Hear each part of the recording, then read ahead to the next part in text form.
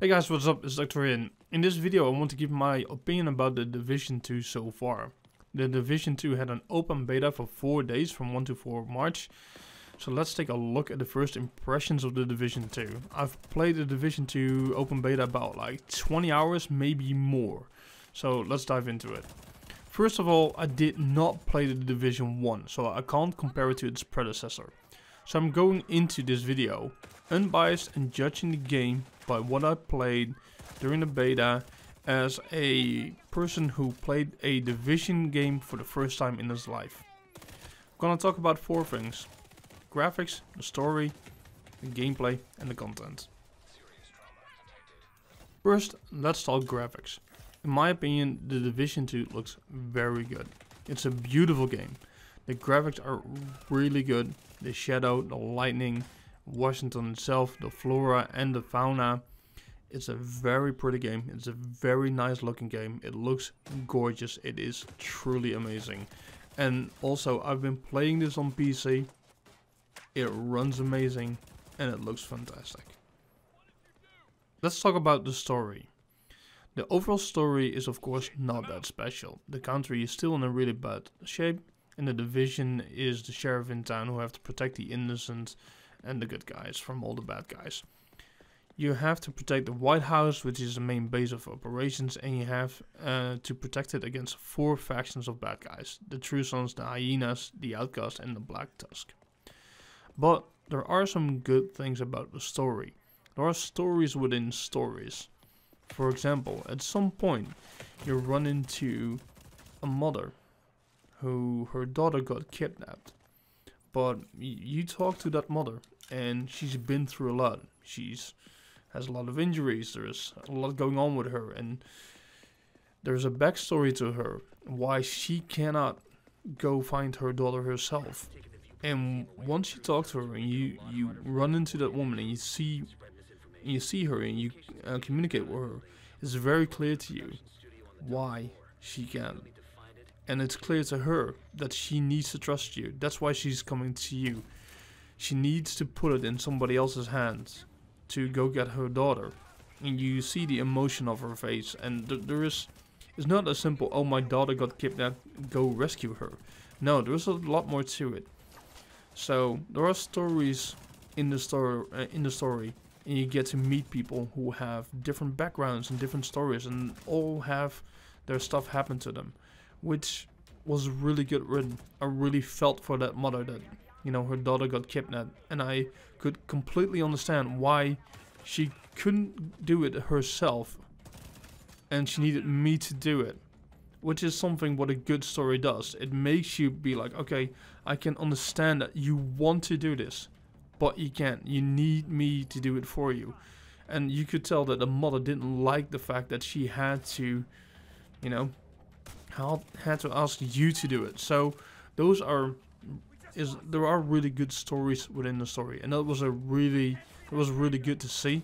And I hope we're gonna see more of that, because that particular part really, I was like, that's really good storytelling, and I really agree with this, and that bodes very well. So I can't wait until we see more of the story. Let's talk about the content of the game. I have to say I really enjoyed the content, and I think there's plenty of it. Even in the beta I had plenty to do, so let's dive into it. First you have to level to max level, which is level 30, which according to Ubisoft should take about 40 hours. After playing for 8 hours I was level 6, so this looks to be correct.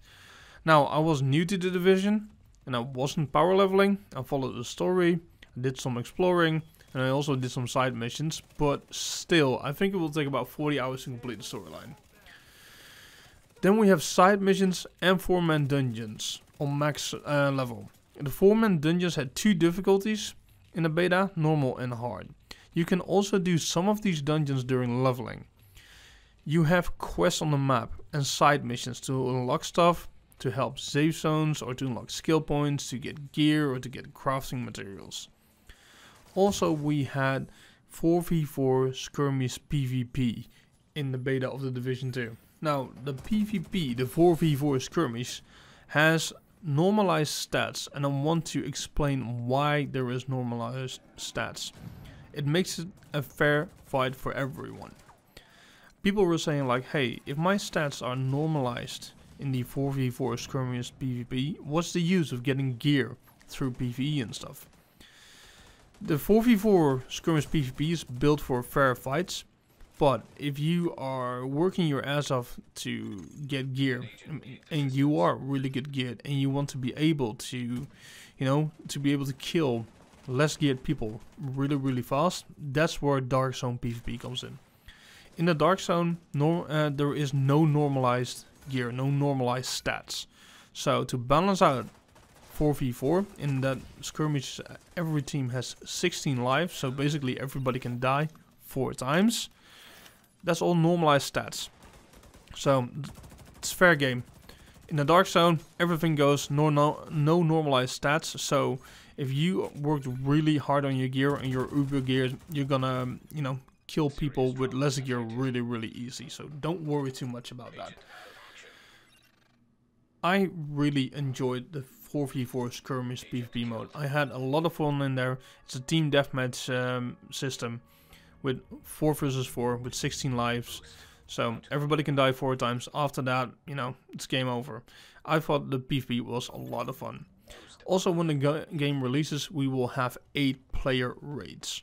Also, Ubisoft tweeted out that we'll have bounties, which are bounty missions to defeat leaders of the enemy factions. Projects, which are settlements which you can donate food, water or materials to. Capturing and resupply control points, disrupt hostile activities.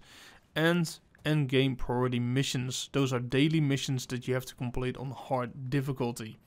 Of course, there is crafting as well in the game, which seems to be a really good way to gear up. So that is something you should definitely spend some time on as well. Even though I hit level cap in the beta, which is level 8 by the way, and I completed the main storyline of the beta and I did all the side missions, there was always stuff to do. Do some random quests on the map, like saving hostages or helping people out, prevent a hanging, or help with a patrol to defend a certain area of the map, or to defend one of the safe zones. Or I could go around looking for crafting materials to upgrade the safe zone, or use them for myself to craft new gear. And then I still had 1 dungeon to do in 2 difficulties, or to do the 4 versus 4 PvP team deathmatch, or I could get into the Dark Zone to try to get some gear there by just going rogue, or maybe just a PvE agent. In my opinion, the beta had plenty of content, and it gives me hope that when the full game releases, there will be more than enough to do, but that is always something that only time can tell. Let's talk about gameplay. In my opinion, the gameplay was more than fine. It's a proper cover shooter. The firefights are dynamic. You have to make choices, like where to take cover, how are you going to flank them, and how are you going to counter their flanks. Enemies in general are not bullet sponges. You can one-shot headshot them with snipers, or two-tap them with body shots. There are elites in the game, usually in dungeons or special missions, which are like bosses, mini-bosses, who are walking around in big armored suits with a special weapon like a minigun. Those take longer to take down, but they are meant to be tough elites, and yes, it will take longer to take them out. But you can look for weak points on their armor, and when they lose their armor, they will die quickly the moment the armor piece breaks. For me, the firefights are more than fine, and I really enjoy them. Things that are meant to give you a challenge are tough, and stuff that is meant to be easy is easy. Enemies will try to flank you, or will try to dry you out with RC cars, explosive drones, grenades or robots. So you can't camp and have to move with a plan and have a strategy. I think they hit the balance really good between difficulty, realism and bullet sponging. Let's talk about some cons of The Division 2. The biggest con I have right now with The Division 2 is that there might be pay to win. For example, the amount of different versions of the game. Now don't get me wrong, I don't have anything against a collector's version of the game with a statue of an art book or the music CDs or anything like that. But there are 5 different versions of the game you can buy.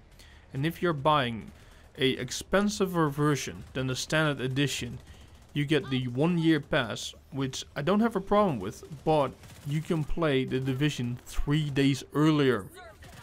And you can play the 3 episodes that are being released in the first year of The Division 2 a week early.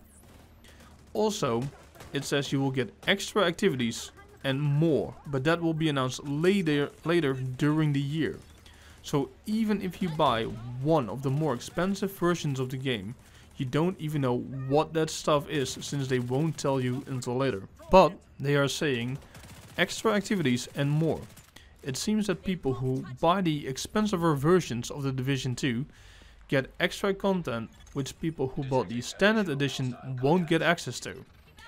If that extra activities and more will have rewards for doing that content, and if those rewards are really powerful or more powerful than the weapons you can get through other means in the game, it could mean pay to win. Also, Ubisoft won't deny or confirm loot boxes in the game. Now, loot boxes could only be cosmetic, but if not, it could mean pay to win as well. Also, giving people 3 days early access to the game and 7 days early access to the new chapters give them a huge advantage in the game, especially in the Dark Zone.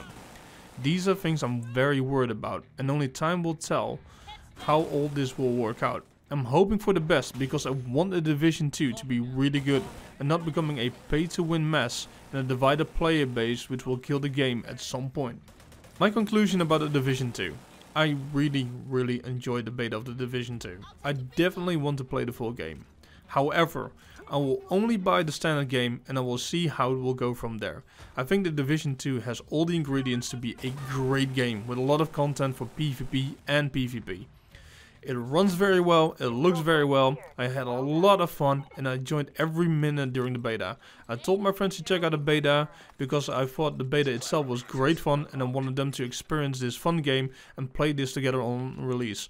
The only issue that I have is that Ubisoft might screw it up with pay-to-win elements, which they kinda doing with the selling early access and maybe bringing in loot boxes and special content for the more expensive versions of the game, which could split up the player base and kill the game. If Ubisoft doesn't do that and doesn't screw up this game with pay-to-win stuff, then it looks like it could be a really good game with a lot of content and a lot of fun in the foreseeable future. I hope you guys liked my video. If you did, please give it a thumbs up. If you like what I'm doing here, consider subscribing to my channel. You can follow me on Twitter as well. I want to thank you very much for watching and listening. Have a great day. Bye bye guys.